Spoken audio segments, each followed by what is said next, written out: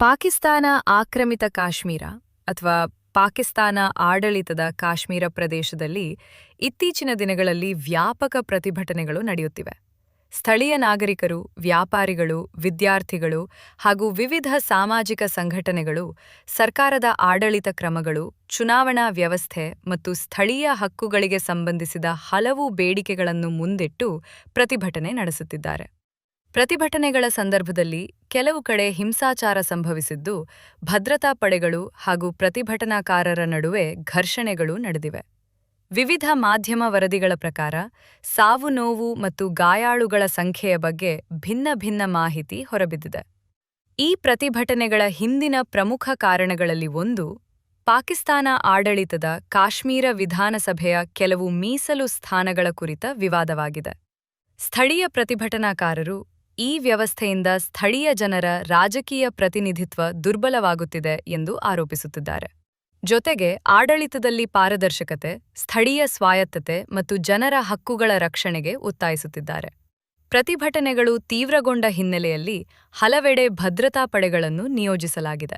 ಕೆಲವು ಪ್ರದೇಶಗಳಲ್ಲಿ ಸಂಚಾರ, ಇಂಟರ್ನೆಟ್ ಹಾಗೂ ಸಾರ್ವಜನಿಕ ಚಟುವಟಿಕೆಗಳ ಮೇಲೆ ನಿರ್ಬಂಧ ಹೇರಲಾಗಿದೆ ಎಂದು ವರದಿಗಳು ತಿಳಿಸಿವೆ.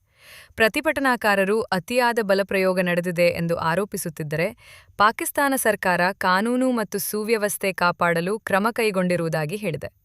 ಪ್ರತಿಭಟನೆಗಳ ವೇಳೆ ಸಂಭವಿಸಿದ ಸಾವು, ನೋವು ಮತ್ತು ಬಲಪ್ರಯೋಗದ ಆರೋಪಗಳ ಹಿನ್ನೆಲೆಯಲ್ಲಿ ಕೆಲವು ಅಂತಾರಾಷ್ಟ್ರೀಯ ಮಾನವ ಹಕ್ಕುಗಳ ಸಂಘಟನೆಗಳು ಸ್ವತಂತ್ರ ತನಿಖೆಗೆ ಕರೆ ನೀಡಿವೆ. ಪರಿಸ್ಥಿತಿಯ ಕುರಿತು ಪಾರದರ್ಶಕ ತನಿಖೆ ನಡೆಯಬೇಕು ಹಾಗೂ ನಾಗರಿಕರ ಹಕ್ಕುಗಳನ್ನು ಗೌರವಿಸಬೇಕು ಎಂಬ ಒತ್ತಾಯವೂ ವ್ಯಕ್ತವಾಗಿದೆ. ಈ ಬೆಳವಣಿಗೆಗಳು ಪಾಕಿಸ್ತಾನ ಆಡಳಿತದ ಕಾಶ್ಮೀರದ ರಾಜಕೀಯ ಪರಿಸ್ಥಿತಿಯ ಮೇಲೂ ಪರಿಣಾಮ ಬೀರಿವೆ.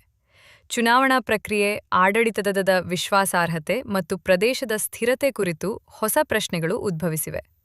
ಪ್ರತಿಭಟನೆಗಳು ಮುಂದುವರಿದರೆ ರಾಜಕೀಯ ಮತ್ತು ಆಡಳಿತಾತ್ಮಕ ಸವಾಲುಗಳು ಇನ್ನಷ್ಟು ಹೆಚ್ಚುವ ಸಾಧ್ಯತೆಯಿದೆ ಎಂದು ವಿಶ್ಲೇಷಕರು ಅಭಿಪ್ರಾಯಪಟ್ಟಿದ್ದಾರೆ. ಪಾಕಿಸ್ತಾನ ಆಕ್ರಮಿತ ಕಾಶ್ಮೀರದಲ್ಲಿನ ಇತ್ತೀಚಿನ ಪ್ರತಿಭಟನೆಗಳು ಕೇವಲ ಒಂದು ರಾಜಕೀಯ ವಿವಾದಕ್ಕೆ ಸೀಮಿತವಾಗಿಲ್ಲ. ಸ್ಥಳೀಯ ಆಡಳಿತ, ಜನಪ್ರತಿನಿಧಿತ್ವ, ನಾಗರಿಕ ಹಕ್ಕುಗಳು ಮತ್ತು ಅಭಿವೃದ್ಧಿಗೆ ಸಂಬಂಧಿಸಿದ ಹಲವು ಪ್ರಶ್ನೆಗಳು ಈ ಪ್ರತಿಭಟನೆಗಳ ಕೇಂದ್ರಬಿಂದುವಾಗಿವೆ. ಪರಿಸ್ಥಿತಿಯನ್ನು ಶಾಂತಿಯುತ ಸಂವಾದದ ಮೂಲಕ ಪರಿಹರಿಸುವುದು ಮತ್ತು ನಾಗರಿಕರ ಹಕ್ಕುಗಳನ್ನು ಗೌರವಿಸುವುದು ದೀರ್ಘಕಾಲೀನ ಸ್ಥಿರತೆಗೆ ಅಗತ್ಯವಾಗಿದೆ.